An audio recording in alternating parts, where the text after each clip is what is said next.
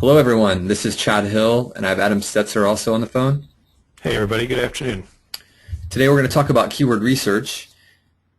We covered some of these same topics back in March, but it's always good to go back through and do a refresher on what's new, and I want to add a few new parts to keyword research, especially with our release of the web grader. But first of all, let's talk about the goal with keyword research. And of course, this is primarily related to SEO campaigns in the context of what we're talking about today. Keyword research, of course, is also very relevant for pay-per-click, but you probably would approach it a little bit differently than what we're going to talk about for selecting search optimization campaign keywords. The goal is to find keywords that have adequate monthly volume, but that are not overly competitive. And so what we mean by that is we want to find keywords that people are using on a regular basis, monthly basis, as measured by the Google Keyword Research tool, which we're going to talk about here in a minute. And then also by using the number of pages that contain that phrase in the Google index, we can look at the competition of that keyword. So we're trying to find that nice middle ground where there's a good number of searches, but that there isn't everyone and their brother competing to rank on the first page on that particular term. I have an example here on the right of the page where we're just looking at, this is a screenshot out of Google AdWords Keyword Research tool, which we're going to talk about in a minute. But you can see here that we returned a number of different search results for our typical example vet hubs, and then what their local monthly searches are. So let's first talk about, before we get into looking at the volume and the competition, let's talk about how you might start to come up with the list of keywords that you want to research. There really are four sources, and there's a new one here since our last webinar, but there's four sources that we use when conducting keyword research. The first one is the AdWords keyword tool, and we're going to go through an example in just a moment, but this is a tool that Google has put together that is for primarily AdWords keyword advertisers to try to find terms that people search on, and then also provides things like the estimated cost per click as well as the monthly search volume. You can now use the HubShout web grader to both look at your own search terms or your competitors in order to see which terms your competitors might be ranking on, or which search terms you might be at the bottom of page 1 or even on page 2 that might be good candidates for trying to improve your ranking, to move up to the first page or move up the first page to increase the traffic from that term. Additionally, if you're running any advertised programs, whether that's an active AdWords campaign or any other campaign where you're getting search referral data or search query data, you should definitely look at that, because those are often great ways of finding keywords that you might want to, again, test the ranking on, and if you don't rank well, plug into a search optimization campaign to move up the results. And then the final one is also looking at your Google Analytics. Again, this sort of falls under the idea of there might be some keywords that you're currently getting a little bit of traffic from. You might be down on page 2 or maybe even a little lower, or maybe just the bottom of page 1. And if you were able to look at those keywords and get some ideas, you can check the rankings and then say, hey, yeah, I'm in position 9. This is a good keyword to maybe work on because I'm already getting traffic from it today. If I could just move from position 9 to position 5 or higher, I would get more search traffic from it. Hey, Chad, on that point, do you have any guidance for these folks on just how much the increase you think it is anecdotally to go from a sort of below the fold position on page 1 up to above the fold? Yeah, that's a great question. I don't have the data in this particular presentation, but the eye tracking studies that we've looked at, and there have been a number of them over time, sort of say that if you're in position 1, your click-through rate could be as high as 40 or 50%. The minute you start dropping down to position 2, 3, and 4, but still above the fold on the page, meaning that when the search results page draws, that you don't have to scroll down to see your search result, those click-through rates are going to drop down from 40 to 50% down to 10 and 5 and 4 and 3 pretty quickly. And then as you get down to the bottom of page 1, you're down into the 1% click-through rates. And just so everyone is familiar with what I'm saying, that for every 100 people that see that same search results page, that, again, the first position is likely to get 40 to 50 of those people to actually click through and visit the website, whereas the number 10 listing is maybe going to get 1 or 2.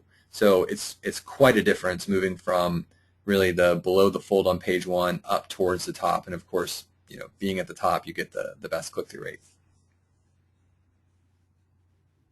Cool, thanks. Chad, also while we were talking, there was one other question about the HubShout web grader that you've got listed in your second bullet here.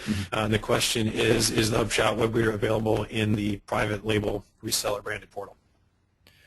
No, right now the web grader is still available just by going through our website at HubShout.com and following the link that's typically in the right-hand sidebar area. So that's how you can get to it today. We have, again, I think mentioned last time we talked about the web grader, we are looking and receiving feedback from resellers about how we might incorporate it into other people's portals, but it's still currently available just at HubShout.com. Right, and if you feel strongly about that, I encourage you to cast a vote anonymously on our blog in the comments saying that you'd like to see it there. You don't have to use your name or indicate your website, but we want your feedback, and we're going to consolidate all that feedback from our blog as we look at the next version. So make your voice heard on our blog. Great. So I actually want to toggle over to Excel here and walk through an example of how we might conduct a keyword research project. So what I've done is I've taken 3 worksheets here in this Excel spreadsheet, and we're going to just walk through a scenario. So I've on the right hand side have kind of the steps that I'm going to take. So the first thing I'm going to do is I have the website VetHubs, and you've all seen it. It's about selling veterinary websites and online marketing services. So the first thing I want to do is go over to the Google keyword tool and just get a rough idea of how many people search for vet websites and veterinarian websites. So we're going to move over and take a look at that right now. And just to orient everyone, I've just simply searched for AdWords keyword tool, and the first thing that comes up is the keyword tool right here. Click through.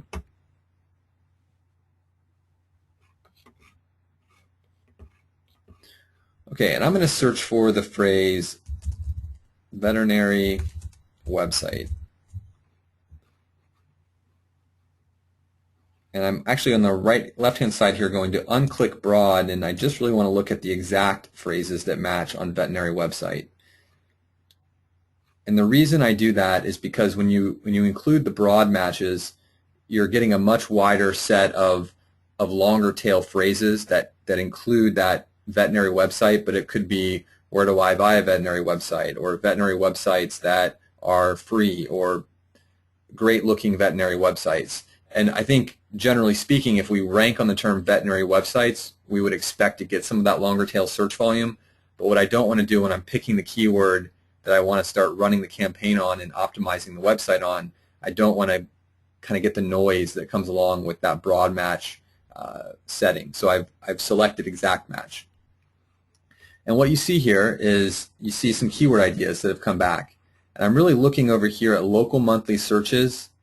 Competition is a good maybe initial proxy, but for the most part, Google is looking at competition more from a bidding standpoint, how many people are bidding on this in their AdWords auctions, which probably roughly would translate to how hard it might be to rank on organically, but we're going to hold on that for now and mostly just look at the local monthly searches.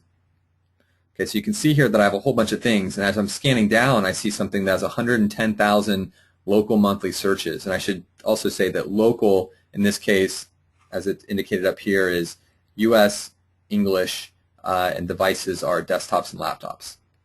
So I have 110,000, but as I look over, I'm like, okay, well, that's for veterinarian. And I know for sure that that's not really what I'm looking to do. I'm looking to sell a website to a vet, not get an end customer who's looking for a veterinarian. And I can keep kind of scrolling down, looking at different things that are coming up. And one of them, you can scroll down, you see quality vet website. There are all sorts of different terms. So what I actually want to do is take this and download this list. I'm going to go ahead and just grab all of these. And this is going to get downloaded as an Excel file.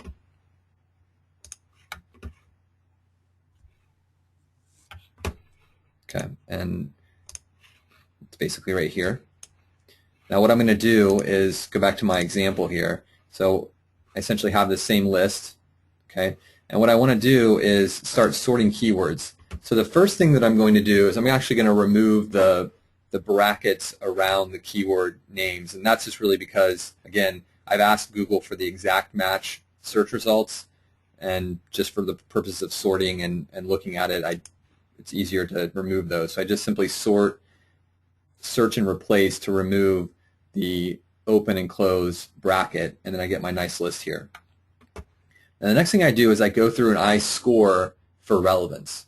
And so relevance is really important because if you looked at something like veterinarian, you could get very excited about veterinarian as a term because there's 110,000 monthly searches on it. But the reality is that it's not very relevant to what this particular website or this client's website's about.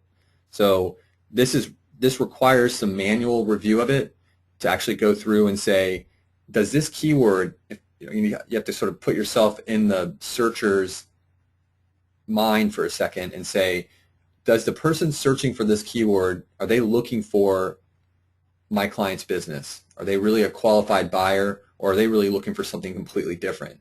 Or maybe even they could be looking for what my client has, or maybe not. And that's an important thing as well, because sometimes it's easy to get yourself excited about a keyword and it may be somewhat relevant, but it's not as good as a keyword that is more targeted and very relevant to the client's website.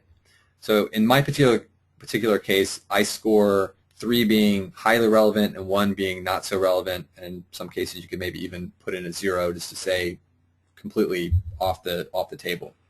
So I went through and I sorted the keywords that I thought were most important. And you can see here that I've scored and sorted then, in this case, the keywords with the highest relevance towards the top. And as I scan down, you can see there's a bunch of other ones that aren't as relevant. So then what I have here with my 3s, those are probably the ones I'm going to be looking at. And the next thing that I then want to start looking at are then how many local monthly searches there are for these terms. So you can see here that there are a decent number per month on some of these different phrases. They're not thousands and thousands, but this is a kind of a niche business, so this is actually an acceptable number of searches. I threw in, for just as an example, down here into 13 and 14, another example of web design and websites. So again, if you look at the search volume on that, that's pretty exciting, right? That's 74,000 monthly searches or 18,000 monthly searches. But again, if my whole website is more focused on a veterinary website, the likelihood of someone searching on web design or websites and actually being my target market is very low. So I've actually scored, in this case, their relevance at a lower point. And I want to use this as an example on the next page to talk about competition. Okay, so once I have this done, the next thing I want to do is I actually want to start to look at, well, I found some keywords that I think look interesting. They're very relevant to my business. Now we need to understand how hard is it going to be to rank on these keywords. So I'm going to go to step 3, the competition. And the way that we judge this is we actually search for the keyword in quotes, veterinarian websites. I'm going to go do that, and it might be that, let's see here.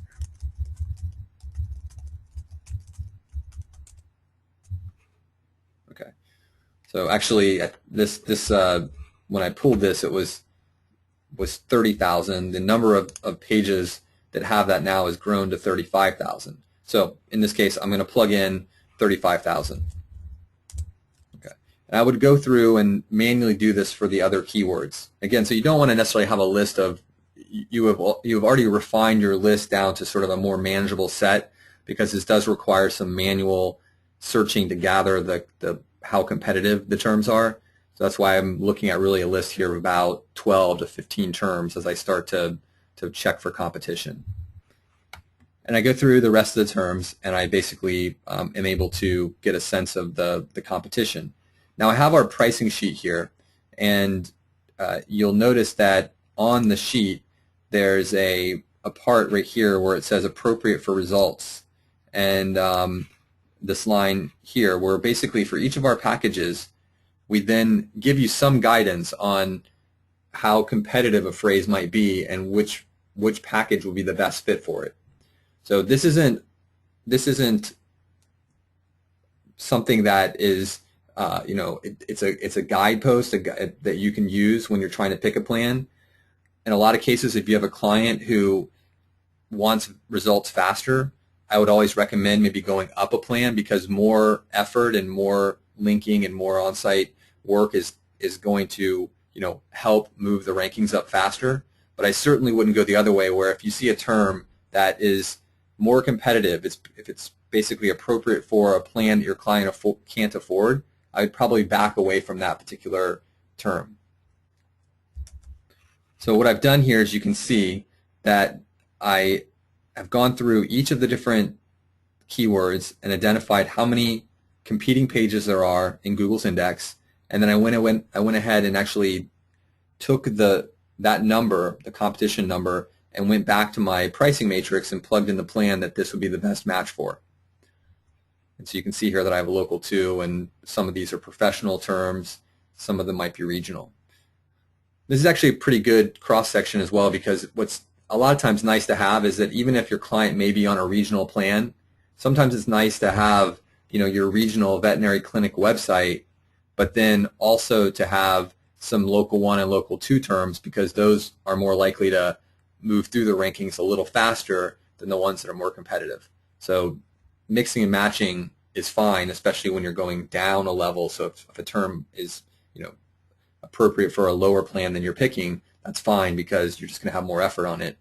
Whereas trying to make a term that's more competitive really is probably not a good idea, because it will likely not move or improve in the results.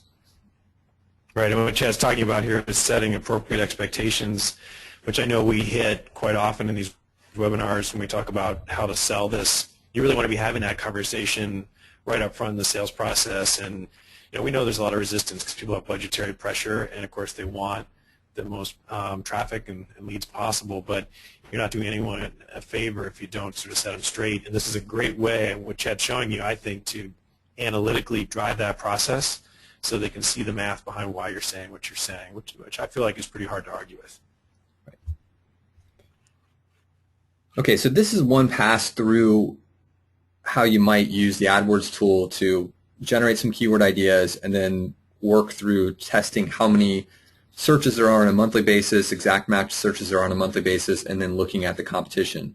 I want to back up now. Can I interrupt with you Sure. just for 1 second? Because while we were talking, someone piped in their chat window and said, went a little fast. Could you cover one more time how you got that competition number? I want to make sure I understand that. Yeah, sure.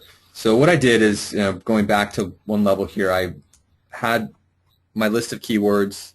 I had their local monthly searches. So, going back to the presentation, the 2 things that when you're picking keywords, the goal is find a keyword that has a good number of searches on a monthly basis and isn't overly competitive. So this is sort of proving out the side of, this is a keyword that has some searches on a monthly basis. Now we need to figure out, but is this really hard to rank on? In other words, are there tons and tons of people who are trying to optimize their website and compete on this phrase? So the best way that we do it today, and there's lots of different ways that different resellers have sort of brought in saying, well, I like to check this or I like to check that. The way that we do it is we take the term, the keyword, and then we search for it in quotes in Google. So you can see here I've taken veterinarian websites, put it in quotes, and searched. And right below the search box is how many results there are. In this case, it's saying there are about 35,000 pages in the Google index that have that exact phrase on the page. Okay, so that means that if I were to pull up any one of these pages that's returned, and in most cases you can see that Google's actually highlighting it or bolding it, but every one of these pages is going to have veterinarian websites somewhere on it, whether that be in the title here that you can see or actually in the page, the body of the page. Either way, it's getting listed. So I take that number 35,000 and I go back and I plug in 35,000 into that keyword. So now I have the local searches, 210, competition is 35,000, and then the only other thing that I suggested doing is going and comparing that to our pricing sheet and picking out which plan would be most appropriate for a keyword that had 35,000 results. And when I did that, that ends up being in this case, a local 2, which I then plugged in right there. Great, yeah, thanks, Chad. And actually, another question while you're on the topic of plans that came in from a listener here. If we choose less keywords, can we get more out of a plan? For example, if we only gave the client 1 or 2 keywords instead of, say, 4, would we save them a little cash from paying a higher account when their budgets won't permit? That's a great question. I think the answer is it depends. It depends on who's ranking ahead of them. And also then you run the risk a little bit of trying to over-optimize your website if you only have 1 keyword. So we do like a little bit diversity where you're having several keywords with links being built. We like doing that better than just overemphasizing 1 keyword. And Adam, I don't know if you have anything else to add to that. Yeah, anchor text over-optimization and lack of diversity is a very real thing. Very early on, and many of you probably already heard this story when we talk on the phone, customer support calls, whatnot. We ran an experiment where we took a junky site and we wanted to see what would happen if every link we built to it had exactly the same anchor text. The anchor text in this experiment was Honda Los Angeles. And again, it was a throwaway site, and then the experiment was intended to probe through and see, is there really such a thing as an anchor text anti-spam filter? Does Google deploy that? And if so, we want to kind of know where the boundaries are. And I can tell you with 100% certainty there absolutely is, because what happened was we started building these links with 0 diversity. We used the same anchor text over and over and over again. And the site performed very well for the first somewhere in the 30 to 60 day range. But somewhere in that 60 to 90 day range, an anti-spam filter kicked in at Google, and they analyzed that anchor text, and they found they were all the same, and that site disappeared. It got booted. It got a penalty. We're really proud. We always say that we've never had a penalty for a paying customer or a reseller, and one of the reasons for that is we've done these experiments and know there are limits, and you just got to be careful not to over-engineer this. That's one reason Chad said we would want to steer away from what this listener suggested, which might get us into an area that doesn't look all that natural. So, it's not something that we highly recommend. We like diversity of anchor text. It looks more natural. We understand that sort of collides with the budget, but you got to find a way to negotiate that's reasonable. Right, and one other thing on that. But there's probably there's some happy medium between if the plan you were picking had 8 keywords and somewhere between. I guess part of what they may be saying is that what if I pick 3 keywords or 4 keywords instead of 8?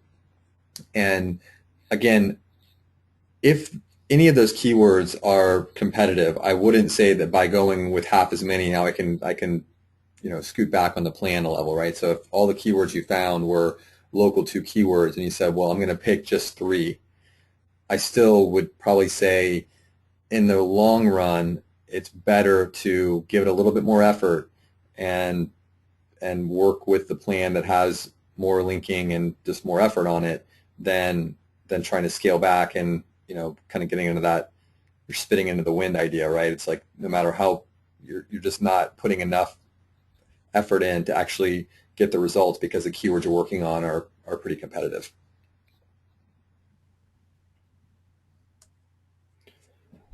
Okay, so I want to then back up here and talk about the web grader and how you can use that to really work through the same process. So we just walked through the path of someone who uses the AdWords tool. They've gone to the AdWords keyword tool and they had a couple keywords in mind and they plugged them in and they got a list and they worked through the process. Now let's take the same example and just use the web grader for a second.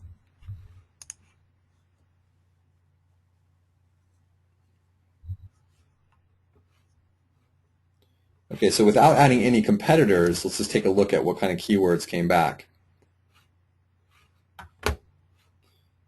So here's some of the same ones that we've already looked at, the veterinary websites, veterinary marketing.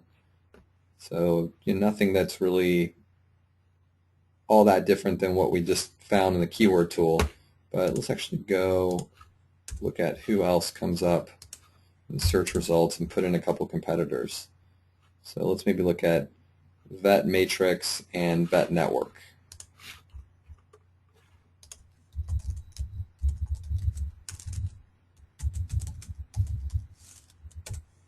Let's rerun that.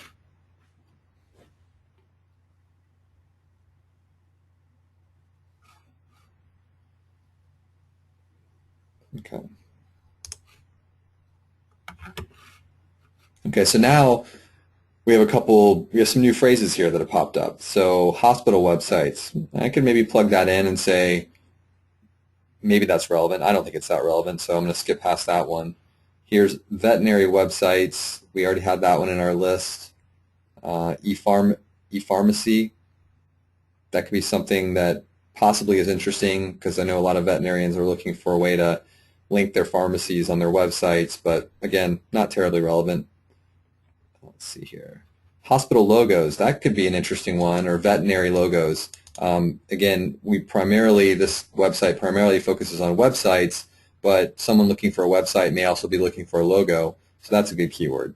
So you can see how you can go through this and look at the competitors and actually take some of these keywords and then plug them into the spreadsheet and run through that second set of analysis we did a minute ago, where I would take this keyword. I have an estimated search here. You can use this, and this is actually exact match searches. Or you can, if you want to make sure you have a completely apples-to-apples comparison, you can take that term, go plug it into the AdWords keyword tool, get the data from it, and then go to your spreadsheet. But I would say it's probably okay just to skip that step and grab this information, take the 170. So let's just, as an example, so let's do this here. So let's go add a new row.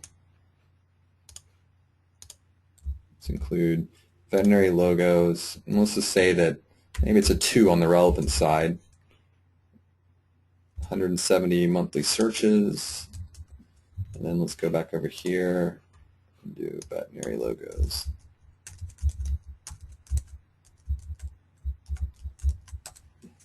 There's 8860 search results, so I plug that in. And I know that's a local. Actually, I have a formula set up on the spreadsheet that knows the ranges, and as soon as I plugged in 8860, it immediately puts in which plan it's appropriate for. So in this case, I've looked at this. I've looked at the web grader, found a keyword that I thought looked good, scored it with a relevance of 2, plugged in my 170, and also know this is a local one keyword. So that's how you might use the web grader to find other ideas. And you can obviously continue on here. Anytime there's an X means that either you rank below one of the other people on that term in the competitive set, or that you don't rank at all. So, if we scan down this list, I know I don't rank on that. I don't rank on veterinary prices, and on down the list. So that's how you can use the web grader as a way just to kickstart your keyword research and come up with some ideas that you might want to include. Cool, Jed. We got an interesting question here. It's a little off topic, but I want to throw it out there because maybe other resellers are thinking about it as well. The question is this: is VetHubs, which you guys talk about quite a bit and let us demo, is that a real business? I mean, if someone found that site, can they contact them for business? I'm asking because as a reseller, I will be using that for demonstration purposes to close deals, and on sales calls, people may ask if it's a real or fake company. Yeah, I mean, just as an interest of full and honest disclosure, yes, those numbers do ring to us. So we do primarily do the online marketing for people who call, but it's something that we felt that we needed a demo site that could be used that had good search rankings. So we've, for the most part, made that our demo site that we let all of you use. Right, but to be totally honest, if someone calls and needs SEO, we're going to sell it to them. Right. And so you can say, I think with full confidence, this is a real business with real people who sell real product and they have real rankings, and it is an honest demonstration because it does use the exact programs that you're selling. Right.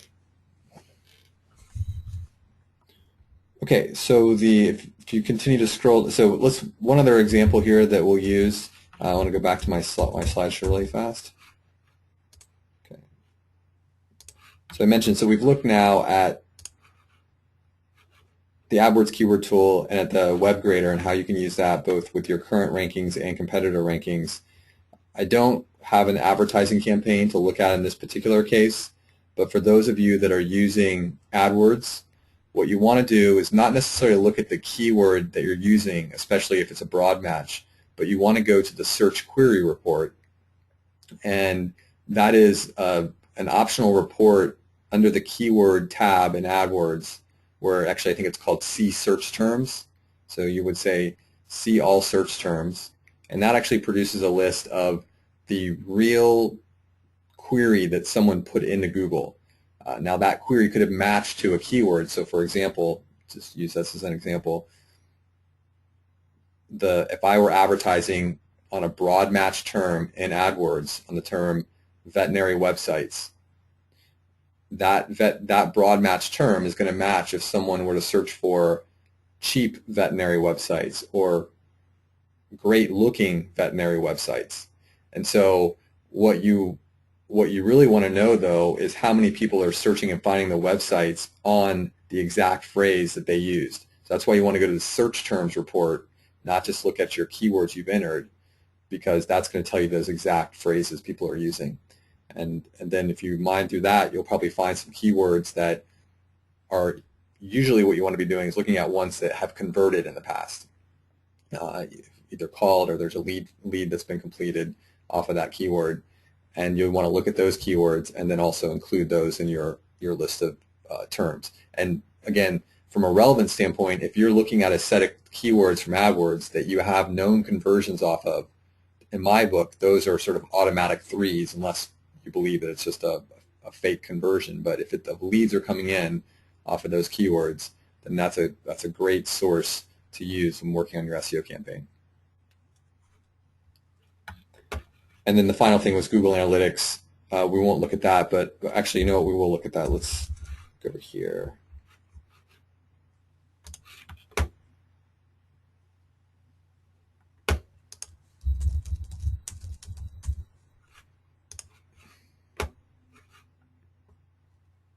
Okay, I'm actually on the traffic tab in HubShout. In the software and the dashboard, you can actually, we're pulling back the actual search traffic, organic search traffic from Google Analytics if you've integrated. And I'm looking right now at any term that has the phrase web in it. And so this is actually what I was mentioning before. So this website ranks on the term veterinary websites, and that's mostly what we're focused on. But as you look through this list, you'll see some of these longer tail search phrases that actually are pretty interesting and might be the ones that you want to look at as candidates for SEO. So for example, good veterinary websites or great veterinary website designs. These are all terms that you want to keep your eye on. Now, only in the last 30 days, we've only had one visit on that, but this could be a term that, if I were to Google that, good vet websites, it might be that we're ranked high on that. But it could be that we are down at the bottom of page 1, and that might be something that you want to include as a target keyword.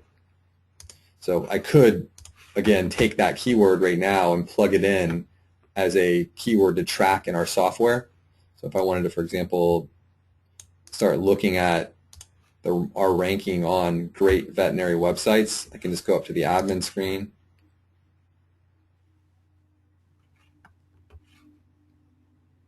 Click on the keyword tab, and then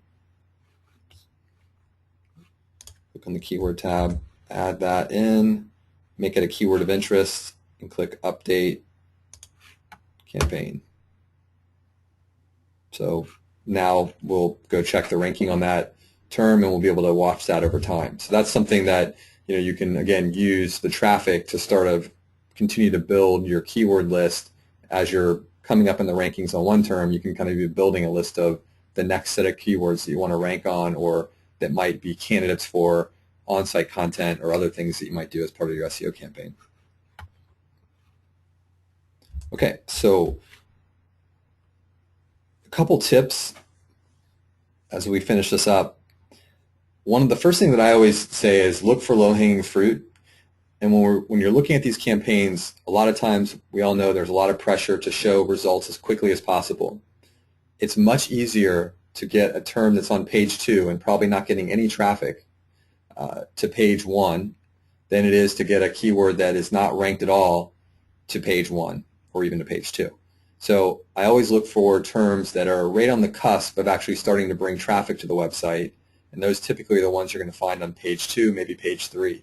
So look for those, and if there's any that are good, that have a decent amount of search volume, those are great candidates to include as keywords in your SEO campaign. Another one that comes up a lot are people that are doing local service-based businesses or any kind of localized business.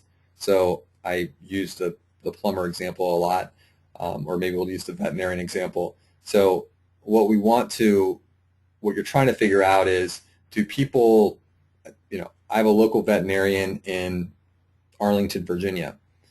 That veterinarian is unlikely or does not want to rank on the term veterinarian, right? Anyone in the country could search on veterinarian and they would be competing against the national players, the Banfield Animal Hospitals and people like that. So what we want to do is figure out what is the local, how do people typically construct their search queries around looking for a local vet. The problem is a lot of times when you're dealing with a really small market, you're going to go to the AdWords keyword tool and you're going to get no results no matter how you plug in Arlington veterinarian. So it could be veterinarian Arlington, Arlington veterinarian, and you're not really going to get any results. The trick I like to use sometimes is pick a bigger market like Atlanta or Chicago, or maybe both, and play around with just getting a sense of how people typically form their search queries. So are they searching for city name and then the service, or the service and the city name, or is it a little bit of both? So again, what I'll do is I usually will look at Atlanta or Chicago, Los Angeles, some really big market where there's going to be enough searches that we'll be able to sort of infer how people search, whether it's, again, the city name first or the city name last. So that's a little trick that we often will use when looking at keywords. The other thing is, and I made this point several times, is to always check the relevance.